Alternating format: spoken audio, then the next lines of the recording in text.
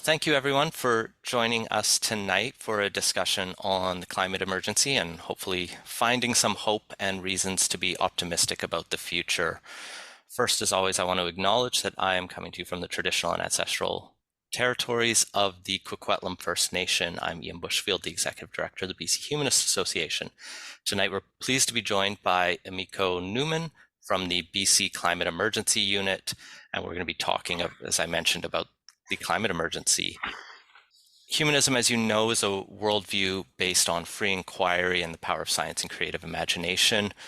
One of the core principles of humanism is recognizing, we have one life to live and this is our one world. And so I think that compels us to care about this world and this future. And, a passion for the environment is one of the 10 commitments of humanism, as the American Humanist Association has put it out there. And so I think the urgency of tonight's talk is not lost on those attending either in person or later as they listen to this either on our podcast or on our YouTube. The BC Humanist Association, as well as the BC Climate Emergency Unit, are nonprofits that are funded entirely by individual donations. Actually, I don't know fully about your unit, but we are funded entirely by individual donations. So if you can become a member, support us, bchumanist.ca/join and bchumanist.ca/donate to make a one-time municipal donation. I'm going to turn it over to Emiko Newman in a second. I'm just looking at your bio and you just have this wealth of fascinating history from working in anti-racism, researching on environmental and sustainability, and teaching piano.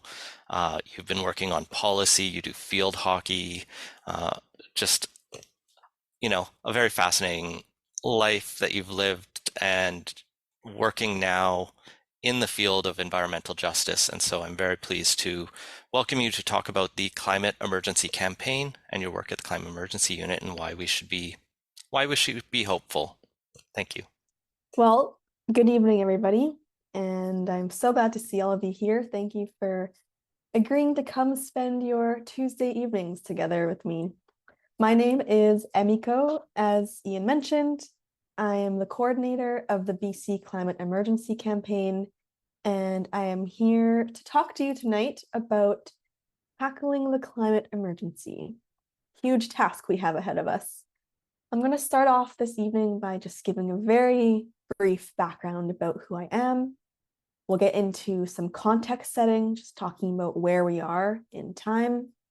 I'll give you some information about the BC Climate Emergency Campaign. We'll get into different actions that we can take, solutions. We'll briefly talk about false solutions, and then we'll have time for questions at the very end. So just to give you a little bit of background, so you know who's speaking to you tonight, started off with an undergraduate degree at Simon Fraser University. Most recently, I got my master's degree. I studied social justice education with a specialization in environment and health.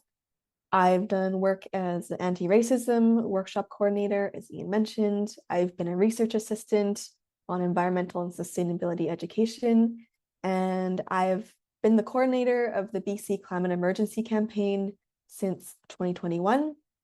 And it's been a real pleasure getting to work on this campaign alongside so many fantastic folks who are doing such great work on climate. I have learned so much, and I'm happy to be here tonight to share a little bit about those learnings. So to begin with, where are we now? What's happening in the world around us? I'm sure we all know that this has been a very devastating summer in terms of climate disasters.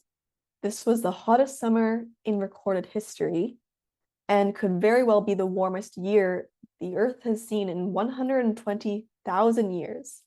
That's saying something. That is, basically, since humans have been on this planet. We are now at a point where Canada's forest is starting to release more carbon than it has stored. Typically, our forests have been absolutely crucial for storing the carbon that we've been emitting. We're at this point now, due to wildfires, deforestation, that the forests are releasing more carbon than they're able to keep in. This summer alone, there have been 25,000 square kilometers burned due to wildfires, and it's estimated that that is going to equal more than 2.5 times the emissions from all of the sectors in the Canadian economy combined. So absolutely horrific what we've been seeing. And that's not to talk about the death toll, the number of people who have been injured in the climate disasters, the number of people who have lost their property, who have lost animals, who have lost farmland, etc.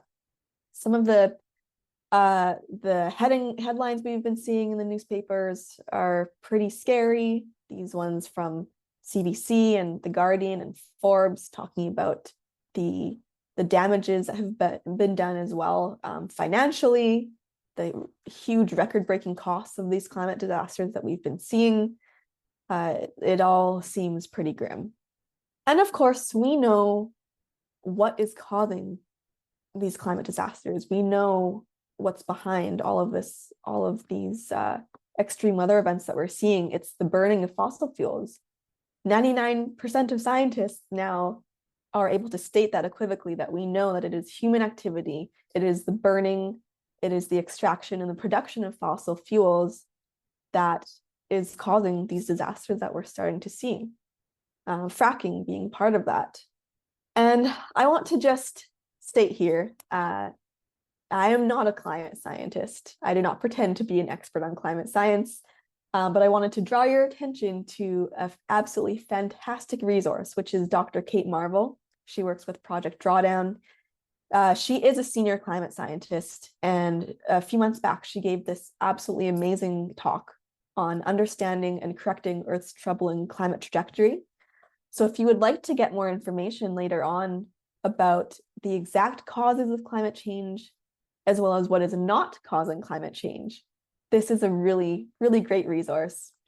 You can find her talk by looking it up on YouTube or going to the Project Drawdown website, and I would really recommend doing so. Whether you know a lot about this topic or a little, I can guarantee you'll have something to learn. So thanks to Seth Klein for putting this together, and a little shout out to Greta Thunberg. But you can see here that this is Canada's national emissions for the past 20 years. And it's quite obvious that nothing much has changed. You look at the 2021 numbers compared to the 2000 numbers, they are almost the same, with slight dips here and there. Especially 2020, you can see it went down a little bit. Of course, that was due to closures from the pandemic, but crept right back up again in 2021. Same story for British Columbia. In the province, we can see that not a lot has been done to bring our emissions down, to start to bend the curve. And of course, this is a huge problem. You might say that this is the sort of situation we are being faced with right now, when a lot of our leaders are mired in this new form of climate denialism, where they may not be outright denying that the climate is changing. They might even declare a climate emergency, but the very next day, they are continuing to approve new pipeline projects or new LNG terminals. And that is not the type of climate leadership that we need to be seeing at this point in time. So to lead us into the next part of this talk, I wanted to share this tweet by Antonio Guterres, who's the Secretary General of the United Nations. He recently said that our planet has just endured the hottest summer on record. Climate breakdown has begun. We can still avoid the worst of climate chaos. We don't have a moment to lose. And I wanted to share this because I think this is the perfect sort of narrative that we have to be spreading. He hits it right on the head when he says that climate breakdown has begun. He is not hiding the fact that we are in a climate emergency. He is being honest. He's telling the truth that this is not something coming down the line in future years. This is something that we are experiencing here and now today. And Canadians across the entire country experienced that this summer. People around the world experienced that this summer. Millions, if not billions of people are already feeling the effects of a warming climate. This is the truth we have to be telling. This is the emergency mode that we need our leaders to be in. This final line that he says is equally important when he says that we can still avoid the worst of climate chaos. It is not doing anybody any favors to be mired in climate anxiety, in despair. Of course, it is a completely natural reaction to feel anxiety about the state of the world, about the state of the climate, to feel scared, to feel anxious, to feel nervous about what's coming and what we're already facing. But that being said, we cannot let those emotions drag us down. We have to be still willing to act, and we have to be as courageous as we can right now. So that brings me to the climate emergency campaign. And then, there are so many fantastic organizations and groups out there working so hard on climate. And I wanted to talk to you about this campaign because it's the one that I know the best. And it is the one that I can give you the most detail in terms of what we are working on, what sorts of solutions that we are seeking, and what sorts of things we are asking for from our leaders. What is the campaign? We are a group of civil society organizations anxious about the climate emergency who are collaborating to increase the ambition of climate policy and action in BC. When we came together with the shared understanding and the shared belief that our province's greenhouse gas emissions are simply not decreasing at the speed that the crisis requires. We share a belief that BC's climate plan, which is called CleanBC, it needs a profound jolt. It needs to be transformed into a genuine emergency plan. And we need to be forcing the provincial government to take real action on climate change. The BC Climate Emergency Campaign came together in 2021, and the founding groups penned this list of 10 urgent actions that they put into an open letter and sent to the BC government.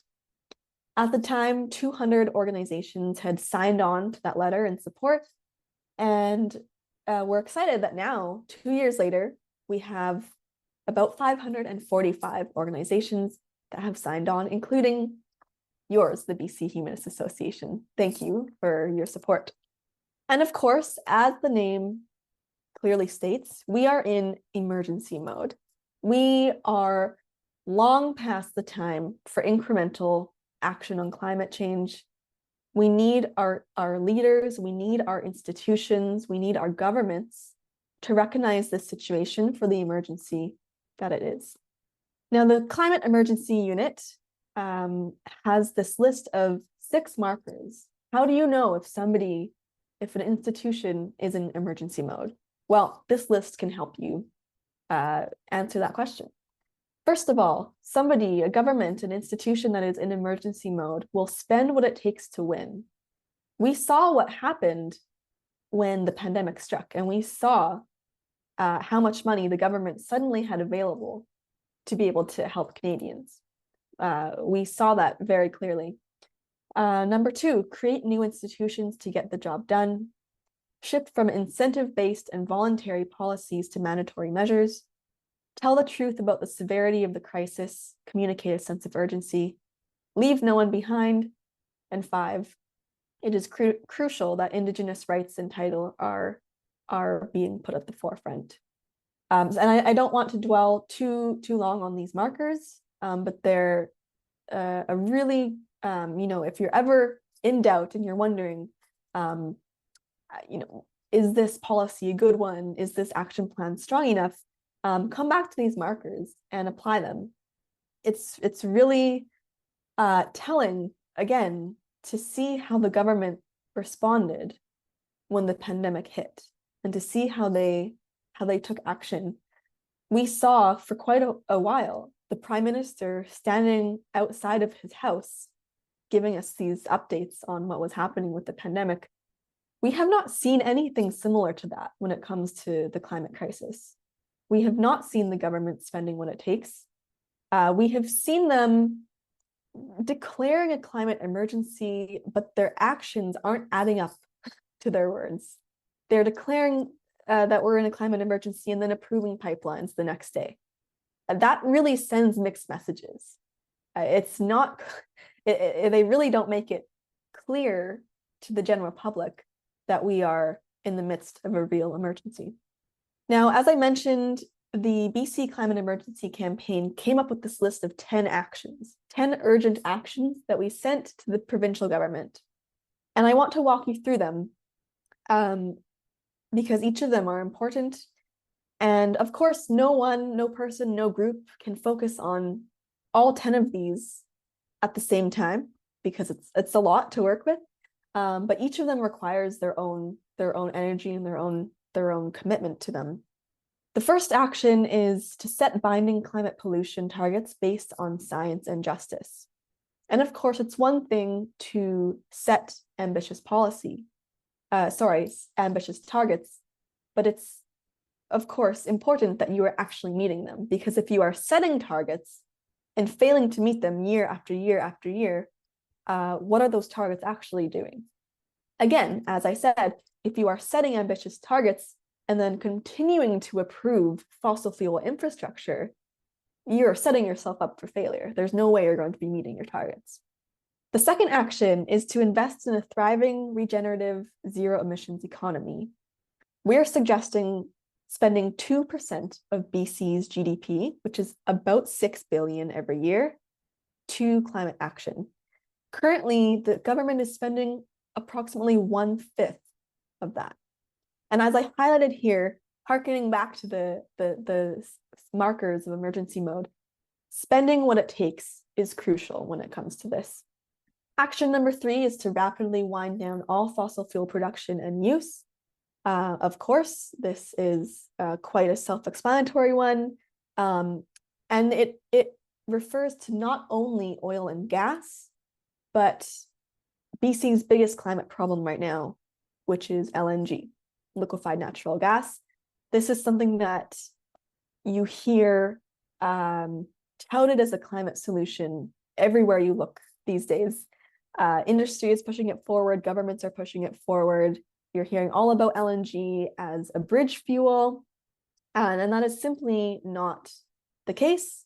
LNG is fracked gas, it releases methane. We need to be rapidly, immediately phasing out all fossil fuel production and export, including that related to LNG. Similar, number 4 is about ending fossil fuel subsidies, making polluters pay. Very important. I don't know if any of you have heard of Sue Big Oil. It's a campaign started by West Coast Environmental Law, where they are basically taking the big polluters to court and trying to get them to pay their fair share of the damage that they are causing. Action number 5, leave no one behind. I'm sure folks have heard about the call for a just transition. That's exactly what this action is calling for. We have a working group dedicated to this action specifically. They just came out with a policy brief a few months ago that they sent to the government, detailing exactly what a just transition would look like. Happy to send that out if anybody's interested. Action number 6, protect and restore nature. We're not only in a climate crisis, we are in the midst of a biodiversity crisis as well. Preserving and restoring natural ecosystems is crucial if we want to be winning this fight. Number 7, invest in local, organic, regenerative agriculture and food systems. So this relates to Indigenous food sovereignty and food security, talking about the increase of plant-based foods and reducing food waste. Number 8, accelerate the transition to zero-emission transportation. We know that transportation makes up a large part of BC and the country's GHG emissions. It is critical that we are ending, for example, highway expansion, putting all of that money, investing it into accessible and affordable transportation, active transportation, rolling, walking, that sort of thing. We also have a working group dedicated to this action. Number 9 is accelerate the transition to zero emission buildings. Again, we have a working group for this one where we are trying to ban all new buildings from being hooked up to gas. Finally, track and report progress on these actions every year. On the left here, you will see CleanBC. This is our province's climate plan. The updated one, which was released in 2021, was titled Roadmap to 2030. And on the right side here, you will see the cover of our climate action report card. And the BC Climate Emergency Campaign published this a year ago. We evaluated the BC government on its climate action in relation to those 10 actions that I just shared with all of you. The unfortunate outcome you'll see here. So they did make progress on 4 of the 10 actions, but unfortunately on the remaining 6, we assigned a failing grade. And we go into detail on each of these actions in the report card if you're interested in taking a look. We're currently in the midst of creating our 2nd annual report card, which we'll be releasing in the next few months. And hopefully we will be seeing more progress taken on each of these 10 actions. So what has the BC Climate Emergency Campaign been up to over the last little while? We've been focusing on our public education, shifting the public narrative, trying to get out there and get media attention, publishing op-eds. This purple document on the right is the Just Transition Policy Brief that our working group put out recently. In the summer, we held a press conference in front of Premier Eby's office. We are calling for a stronger climate plan, of course, and an end to fracking. We teamed up with Frack Free BC, which is a fairly new group that has come together in BC to call for an end to fracking. More or less on the cheeky side of things, we've been putting out some ad campaigns, trying to counteract the rampant greenwashing that is going on right now from the oil and gas industry. And as I mentioned, our climate action report card, we are currently in the midst of preparing our 2nd one, which will be out in November. So those are some of the things that the BC Climate Emergency Campaign has been working on. I'm happy to give more information about how folks can get involved in that, and really appreciate the BC Humanist Association already being one of our organizational signatories. So to talk a little bit more specifically about the action that all of us can take. Of course, individual action is important. All of us can change our behavior in one way or another to be a little bit more climate friendly, whether that's flying less, switching to an electric vehicle, biking or walking more. You know, we all know the drill. And of course, a lot of these behavioral changes require some amount of privilege, some amount of financial stability, changing to an electric heat pump, for example, retrofitting our homes, excuse me. All of these things that are actions that you and I can take to try to have less of a harmful impact on the earth. And all of these actions are important. The fact of the matter is, however, that what makes the biggest difference is collectively coming together to take systemic action. Do any of you know that BP is actually, they are the ones who coined the term carbon footprint.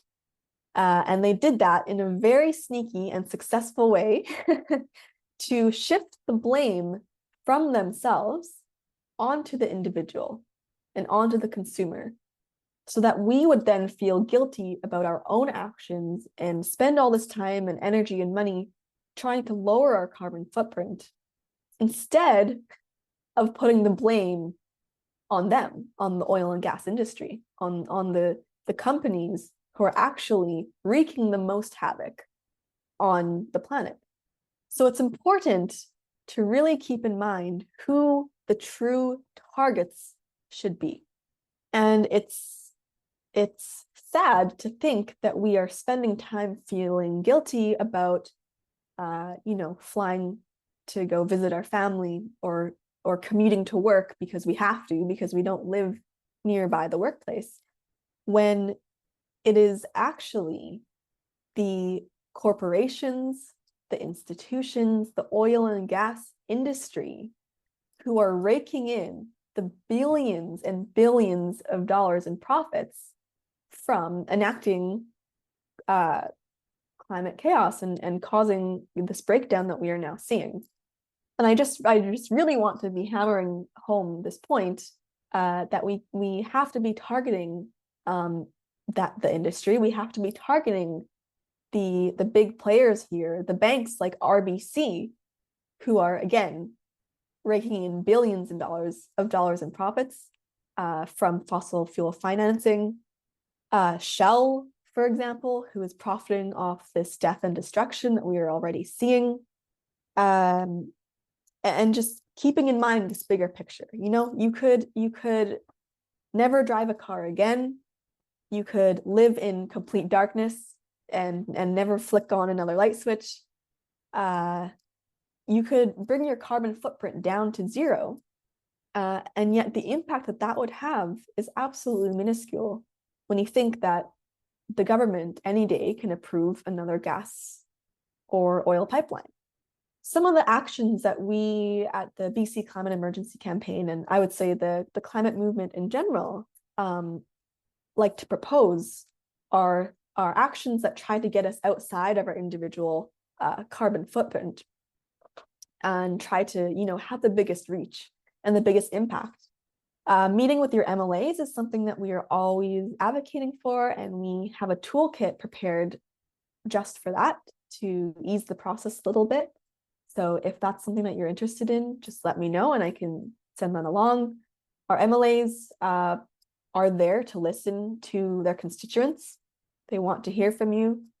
And it is absolutely critical that they're hearing that folks care about climate action and that they're going to be holding them accountable. You can help grow the movement. For example, as I mentioned, we have these 545 organizations who have signed on.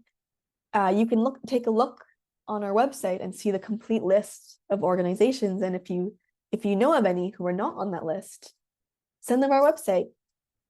Tell them that they can sign their organization on, become a signatory. That's extremely helpful. You don't have to go out and start your own climate group if you want to get involved. There are so many that you can join that are doing amazing work in so many different areas. You can write to your local city council. You can educate yourself on who the climate villains are. Environmental Defense recently engaged in this really awesome campaign where they published a list of the worst climate villains, those who are wreaking the most havoc on the earth. And you can take a look at their campaign, that's Environmental Defense. And you can talk about it. Another climate scientist named Catherine Hayhoe has a book where she essentially is advocating for everybody to be talking about climate change with everybody they know, with your friends, your family, your colleagues. And she explains that we can be linking it to essentially everything. If your hobby is winter sports or summer sports, if your hobby is food related, wine related, birding related, you name it, there's always going to be a way to link it back to climate change and a way that it is going to be affected if it is not already affected by climate change. Ian mentioned at the beginning, one of my hobbies is playing field hockey. And this past summer, we had quite a few practices where it was so smoky outside that it was canceled. And it just simply wasn't safe to be going outside and running around. You know, talk to your teammates about that sort of thing. So talking about it is, well, depending on who you're talking to, could be an easy way to be bringing these conversations into your day-to-day life and making an impact. And you never know whose mind you're going to change on these things when you start talking to them about it. Now, very quickly, I wanted to run through some false solutions, and there might be differing opinions on some of these. I'm going to share my own opinions, which are, by the way, always evolving. I would say, as more information comes to light. And as I said, again, I am not a climate scientist, so I do not want to claim expertise. But based on the experts that I have spoken to, the talks I've attended, and the things I've learned through the workplace, I will present what I believe to be false solutions. The first of these, and one that we are hearing about all the time these days, is carbon capture and storage, where you're sucking carbon out of the air and injecting it deep into the earth to be stored. This is a solution being put forth by the oil and gas industry. So you know already that it's not a true solution if they are advocating for it. But this is one that is extremely expensive, not scalable, and is failing left, right, and center. CCS projects have been trying to get off the ground around the world and have been proven to be extremely ineffective. So that is most certainly, without a doubt, a false solution. Natural gas, I already talked about this briefly. It should be called fracked gas or methane gas because it releases methane into the atmosphere, which is 80 times more potent than carbon dioxide. No way is that no way is that a climate solution. Net zero by 2050, another thing that we are hearing all the time. A lot of companies are coming on board and saying that they are going to be going net zero by 2050. Not necessarily a bad thing, but if this is not accompanied by interim targets, for example, what are you going to do by 2030, by 2040? If you are simply setting this target for 2050, that is so far down the line that, how are you being held accountable? And I will bet you that people who are putting that forward are probably not going to still be working for that company in 2050. Hydrogen is a so-called solution that we are hearing about more and more these days, and there are all different colors. There's blue hydrogen, which is created through carbon capture and storage. There's brown hydrogen derived from coal. The list goes on, and there's a lot of debate around hydrogen going on right now. But I think for the most part, it is essentially a false solution. Carbon offsets, also something that we've heard about for a long time now. The problem is that oftentimes they are problematic. For example, you are paying to have trees planted, and maybe those trees are being planted, but they are burning down in a wildfire the next year, or the land is set for being deforested. So it's a really tricky one that is often used to make people feel better by saying that they invested in these carbon offsets when really they are not actually part of the solution. And finally, geoengineering is one of the more fancy solutions that people like to talk about, which, for example, it essentially involves trying to change Earth systems, for example, by injecting particles into the atmosphere, which mimic a volcanic eruption, which block the sun and have a cooling effect. The issue with something like that, as you might imagine, that we don't know what the side effects of that could be. If you're blocking the sun and causing a cooling effect, a lot of things on the Earth rely on sunlight. So, what kind of ripple effect is that going to have could be, in fact, quite disastrous. So that was a really, really quick rundown of a few of the false solutions that we're hearing about right now. But of course, what do we actually need to be focusing on? There's a lot, and the answers are simple, and they are proven. Renewable energy, wind, solar, and hydro, these energy sources and the technologies surrounding them, the cost of implementing them have decreased incredibly quickly in the last few years. We are seeing a huge decline in cost, making it so much more realistic to be implementing these sorts of solutions. We need to be electrifying everything. We need to be decarbonizing the grid. We need to be focusing on implementing low emissions transportation systems, active transportation networks. We need to be focusing on transporting folks in accessible and affordable ways.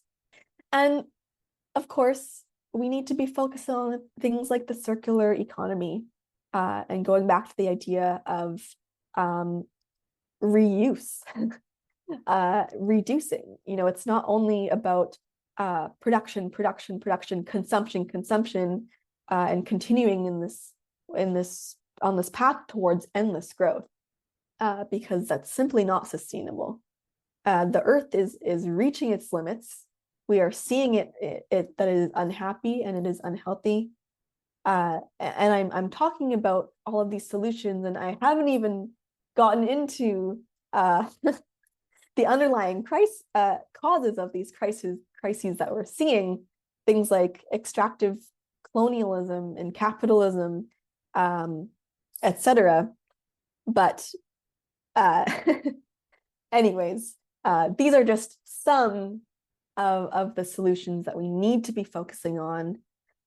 We need to be moving away from the idea of these false solutions working.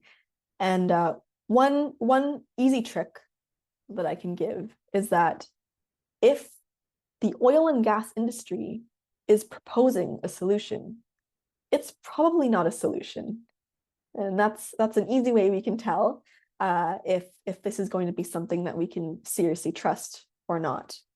And I want to leave everybody off with this final quote by Rebecca Solnit, who says, "Ideas are contagious, emotions are contagious, hope is contagious, courage is contagious. When we embody these qualities or their opposites, we convey them to others." Thank you so much. All right, thank you so much for that, Emiko, and I'm apologizing. I realized I should have actually clarified exactly how to pronounce your name so I didn't mess it up. I think I was close enough, I hope.